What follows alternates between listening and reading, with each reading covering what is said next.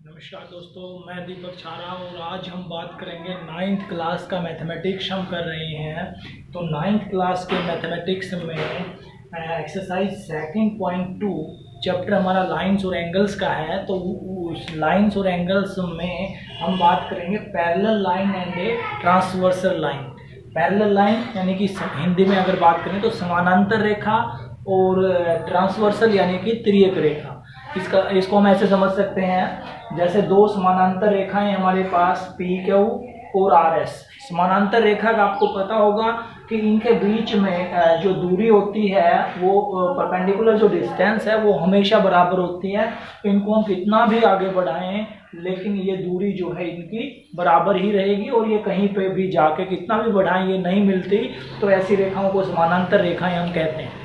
एक ये transversal line है। ट्रांसवर्सल लाइन को हिंदी में हम बोलते हैं तिर्यक रेखा। तिर्यक रेखा यानी कि ये इन दोनों को कट कर रही है। ये रेखा जैसे कि आकृति में आप देख सकते हैं, सीधी रेखा पी क्यू और आर एस यहाँ पे और यहाँ पे कट करती है। अब जो हमने इस चैप्टर में हम बात कर रहे थे लाइंस की और एंगल्स की, तो ये तो हमारी लाइंस हैं और इनके बीच में जब ये तिर्यक रेखा जब ये ट्रांसवर्सल लाइन इसको कट करती है तो कुछ एंगल्स बनते हैं। तो सबसे पहले हम बात करेंगे कोरस्पोंडिंग एंगल्स। हिंदी में अगर कहें तो संगत कोण। अब संगत कोण कौन से होते हैं वो देख लीजिए। संगत कोण होते हैं जैसे ये वाला एंगल, यहाँ पे आप देख सकते हैं, इसके संगत जो है हमारा कोण है ये।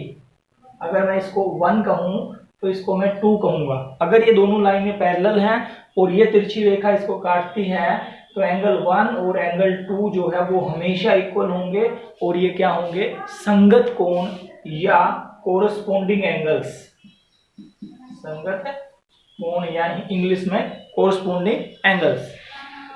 1 और 2 के साथ जो है ये भी हमारा संगत कोण है। अगर मैं इसको 3 कह देता हूँ, इसको 4 कह देता हूँ, तो 3 और 4 भी हमारा संगत कोण है। इसी तरह से जो है 5 और 6 ये भी हमारे संगत कोण है, और ये 7 और ये 8 ये भी हमारे क्या है, संगत कोण है। यानी कि 7 के साथ कोरस्पोंडिंग 8, 3 के साथ 4, 1 के साथ 2, 5 के साथ 6। तो ये सारे जो है हमारे कैसे कोण हैं, संगत कोण है। संगत कोण के बाद जो है दूसरा हम बात करेंगे, दूसरा हमारा है alternate interior angles. Alternate interior angles कौन से होते हैं, हिंदी में इनको एकांतर अंतः कोण बोलते हैं। और एकांतर अंतः कोण होते हैं जैसे ये हमारा जो है 7 जो है वो 4 के इक्वल है। एंगल 4 और 7 ये अल्टरनेट इंटीरियर एंगल है। इंटीरियर का मतलब अंदर का कोण, अंतः कोण। एकांतर भी है और अंतः कोण भी है। 4 और 7 और 2 और 6, एंगल 2 एंड एंगल 6। ये दोनों आप देख सकते हैं 2 यानी कि ये वाला और ये 6 ये वाला, ये दोनों हमेशा इक्वल होंगे। ये पैरेलल लाइन से यहाँ पे इसको छोटा समझ सकते हैं। ये तिरछी लाइन अगर काटे तो ये एंगल और ये एंगल ये दोनों हमेशा बराबर होते हैं। ये यहाँ पे 6 है और यहाँ पे 2 है। और दूसरा जो है इधर जो है 4 और ये 7, यानी कि ये इधर का जो एंगल है ये और ये एंगल, ये 4 लिखा है इसमें, ये 7 लिखा है, तो ये दोनों भी क्या होंगे, इक्वल होंगे। ये 4 और 7 ये इनके नाम है भाई, कि ये एंगल 4 है, इसकी वैल्यू 4 नहीं है, ये एंगल 4 है, ये एंगल 7। तो दूसरा अल्टरनेट इंटीरियर एंगल्स, एकांतर अंतः कोण, ये भी हमेशा बराबर होते हैं अगर लाइनें हमारी पैरेलल हैं तो। तीसरा आता है अल्टरनेट एक्सटीरियर एंगल, एकांतर बाह्य कोण। एक्सटीरियर बाह्य होता है, इंटीरियर अंतः होता है। तो एकांतर ये दोनों है। बाह्य कोण कौन सा बच गया भाई, यानी कि जो बाहर बचता है वो बाहर कौन सा बचता है, जैसे यहाँ पे 3 है तो 3 के अल्टरनेट जो है बाह्य कोण होगा 8। एंगल 3 और एंगल 8 भी क्या होंगे, वो दोनों भी इक्वल होंगे। और इसी तरह से 5 के अल्टरनेट बचता है 1, एंगल 1 इक्वल टू एंगल 5। ये दोनों भी जो है क्या होंगे, बाह्य कोण होंगे और ये इक्वल होंगे अगर ये लाइनें पैरेलल हैं तो यहाँ पे दो चीजें आती हैं। अगर ये एंगल इक्वल है, अगर ये एंगल इक्वल है तो हम कह सकते हैं कि ये लाइनें पैरेलल हैं, और अगर ये लाइनें पैरेलल हैं तो हम कह सकते हैं कि ये एंगल इक्वल है। यानी कि उल्टा और सुल्टा दोनों जो है वो हमारे ट्रू होंगे, क्योंकि ऐसा कुछ जो एक्सोइम्स है हमारी यूक्लिड की, उनमें से कुछ एक्सोइम्स में इस तरह की बातें की गई हैं।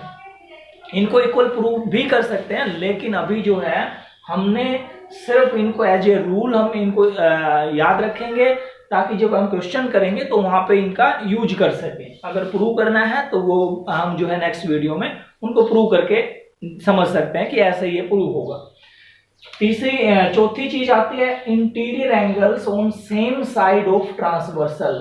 तिर्यक रेखा के एक ही ओर के अंतःकोण, तिर्यक रेखा के एक ही ओर के अंतःकोण कौन से होंगे? जैसे ये पैरेलल लाइन है, ये तिर्यक रेखा इसको काटती है, तो एक ही ओर के अंतःकोण यानी कि दोनों जो है कोण एक साइड के होने चाहिए और इंटीरियर एंगल्स हों। तो इनको मैं अगर नाम दे देता हूं 1 और 2, तो इन दोनों का जोड़ है वो हमेशा 180 डिग्री होगा अगर ये दोनों लाइनें पैरेलल हैं। तिर्यक रेखा के एक ही ओर के अंतःकोण, एक ही ओर के अंतःकोण कौन से? यहाँ पे अगर बात करें तो 2 और 7, एंगल 2 और एंगल 7 जो है एक ही रेखा के, एक तिर्यक रेखा के एक ही ओर के अंतःकोण है, और इन दोनों का जोड़ जो है वो हमेशा 180 डिग्री होता है। तो अगर ये पैरेलल लाइन है, समानांतर रेखा है, तो ये 180 डिग्री होता है, और अगर 180 इनका जोड़ है तो इसका मतलब हम कह देंगे कि ये लाइनें क्या है? पैरेलल है। उसी तरह से इधर जो है 4 और 6, इनका जोड़ भी कितना होता है? 180 डिग्री। ये भी तिर्यक रेखा के एक ही ओर के अंतःकोण है। तो हमने 4 तरह के एंगल्स की बात की: संगत कोण, कोरस्पोंडिंग एंगल्स, एकांतर अंतःकोण, alternate interior angles, alternate exterior angles, और interior angle on the same side of a transversal. तो इन चीजों का प्रयोग करते हुए हम अब एक्सरसाइज के कुछ सम करेंगे, लेकिन ये जो 4-5 चीजें हैं वो हमने ध्यान रखनी है। कौन सी? एक तो ये सबसे लास्ट वाली कि अंतःकोण जो है अगर पैरेलल लाइंस हैं तो उनका जोड़ जो है एक ही तरफ के अंतःकोण तिर्यक रेखा के, उनका जोड़ 180 डिग्री होता है। दूसरी चीज संगत कोण, कोरस्पोंडिंग एंगल्स, 1 के कोरस्पोंडिंग जो है 2 है, 3 के कोरस्पोंडिंग जो है यहाँ पे 4 है, 6 के कोरस्पोंडिंग 5 है। ये संगत कोण ये हमेशा इक्वल होते हैं। अल्टरनेट इंटीरियर एंगल्स 2 और 6, 4 और 7। Alternate exterior angle, alternate exterior angle 5 और 1 और 3 और 8, ये हमेशा क्या होते हैं? बराबर होते हैं, और इनका जोड़ 180 होता ही है। चलिए एक्सरसाइज के एग्जांपल्स देखते हैं, फिर हम समों की बात करेंगे। एग्जांपल की हम बात करते हैं, एग्जांपल 4 एक्सरसाइज का, कि पी क्यू और आर एस दो समानांतर रेखाएं हैं। ये जैसा आकृति में दिखाया है, पी क्यू और आर एस दोनों पैरेलल लाइंस हैं, and angle M X Q 135 degree, ये एम लिखा हुआ है, एम एक्स क्यू, ये जो कोण है वो 135 डिग्री का है। एम वाई आर, ये एंगल जो है एम वाई आर, ये हमारा 40 डिग्री का है। और find the angle M X M Y, यानी कि ये एंगल हमने फाइंड करना है। तो ये एंगल निकालने के लिए हम क्या करते हैं, एक तो चीज हमने ये जो है देखनी पड़ेगी कि अगर हमारे पास कोई 2 लाइनें पैरेलल हैं, जैसे एक लाइन ये है और इसके पैरेलल एक लाइन ये है, तो अगर ये दोनों लाइनें पैरेलल हैं तो इनमें से किसी भी एक लाइन के पैरेलल कोई तीसरी लाइन है, तो अगर ये दोनों पैरेलल हैं, अगर ये दोनों समानांतर हैं और इन दोनों में से किसी एक के समानांतर ये तीसरी लाइन है, तो इसका मतलब ये तीसरी लाइन जो है ये पहली के भी समानांतर होगी और दूसरी के भी समानांतर होगी। यानी कि 2 पैरेलल लाइंस में से किसी लाइन के पैरेलल कोई तीसरी लाइन है तो वो हमेशा वो तीनों लाइनें पैरेलल होंगी। 4 लाइन है, इसी तरह से तो वो चारों भी पैरेलल होंगी अगर उनमें से कोई लाइन दूसरी के पैरेलल है तो अब इसी चीज का प्रयोग हम इस सम में करते हैं।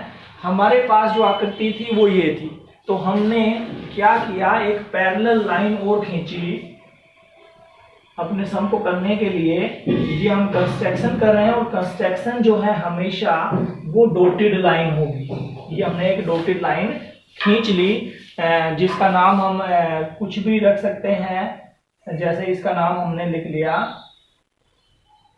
ए और बी। तो इस तरह के समूह में सबसे जो 3-4 चीजें जो हमने लिखनी होती हैं वो देख लीजिए क्या है। सबसे पहले तो हम लिखेंगे गिवन, हिंदी में इसको लिखते हैं दिया है। क्या क्या गिवन है, जो चीजें गिवन थी वो लिख दीजिए। एक तो पी क्यू समानांतर था आर एस के, क्वेश्चन में दिया हुआ था। दूसरा angle M X Q 135 degree और एंगल एम वाई आर वो 40 डिग्री, ये चीजें दी हुई थी। फिर दूसरी चीज हमने लिखना होता है टू प्रूव, यानी कि कोई भी हमारा अगर थ्योरम है, कोई चीज हमने प्रूव करनी है या कोई चीज निकालनी है तो ये स्टेप्स हम लेते हैं सभी में। टू प्रूव का मतलब होता है सिद्ध करना, हमें निकालना क्या है या सिद्ध क्या करना है। तो इसने कहा है कि ये एंगल निकालिए एक्स एम वाई, ये हमने फाइंड करना है, तो इसलिए मैंने इसके आगे ये निशान लगा दिया कि ये निकालना चाहते हैं। हमने जो एक्स्ट्रा वर्क जो इसमें किया है वो हम डालते हैं कंस्ट्रक्शन में, रचना। हमने क्या किया है इसमें हमने ये किया कि पी क्यू और आर एस के समानांतर एक लाइन ए बी खींच ली। हमने ए बी कंस्ट्रक्ट की है कि इसके पैरेलल पी क्यू के और पैरेलल हो जाएगी आर एस के। अब हम लास्ट में आते हैं इसके प्रूफ पे, यानी कि प्रमाण। जो चीज हमने प्रूव करनी है या निकालनी है वो चीज हम कैसे निकालेंगे। देखिए सबसे पहले तो जो गिवन थी, सबसे पहले तो ये रचना के स्टेप हम लिखेंगे कि ए बी पैरेलल है पी क्यू पैरेलल है आर एस के। तो पैरेलल लाइंस हैं, तो एक हमने पढ़ा था alternate interior angles on the same side. Same side के इंटीरियर एंगल्स जो हैं वो हमारे उनका सम जो है वो कितना होता है 180 होता है। तो यहाँ पे हम ये कह सकते हैं कि पी क्यू और ए बी समानांतर हैं, तो इसके अंदर के जो कोण है उनका जोड़ जो है वो क्या होगा 180 डिग्री होगा। तो यही हमने लिखना है यहाँ पे एंगल एक्स एम बी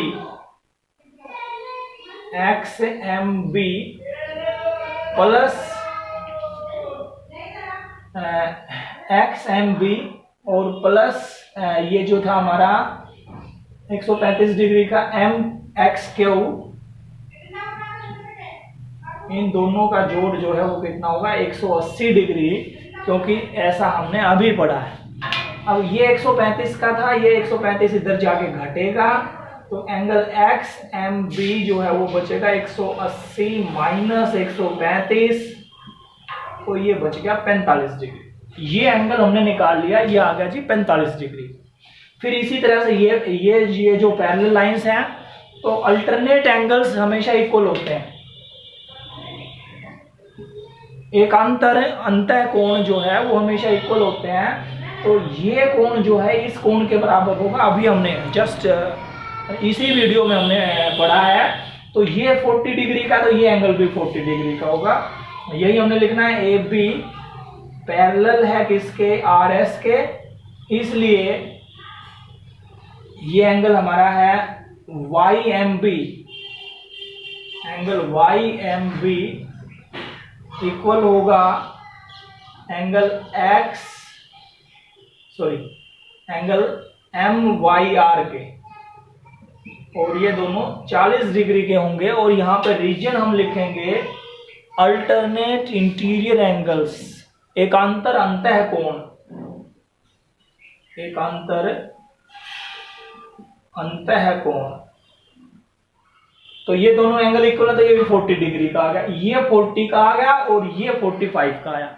हमें तो ये कंप्लीट चाहिए, तो इसका नाम लिखेंगे एंगल एक्स एम वाई वो बराबर होगा इन दोनों के जोड़ के, ये प्लस ये हमारा 45 डिग्री आया है और ये 40 डिग्री था। 45 और 40 को जोड़ दीजिए तो ये जो एंगल है वो कितना होगा, 85 degree. Next question, fifth example है हमारे पास, if transversal intersects two line such that, दो लाइनें हैं और उनको एक ट्रांसवर्सल एक तिर्यक रेखा कट करती है और वो इस प्रकार से कट करती है, bisector of pair of corresponding angles are parallel. यानी कि ये जो बाइसेक्टर है बीई और सीजी, ये जो है इस एंगल का बाइसेक्टर है। बाइसेक्टर का मतलब उसको बराबर हिस्सों में बांटता है, यानी कि ये एंगल और ये एंगल बराबर है, ये कोण और ये कोण भी बराबर है।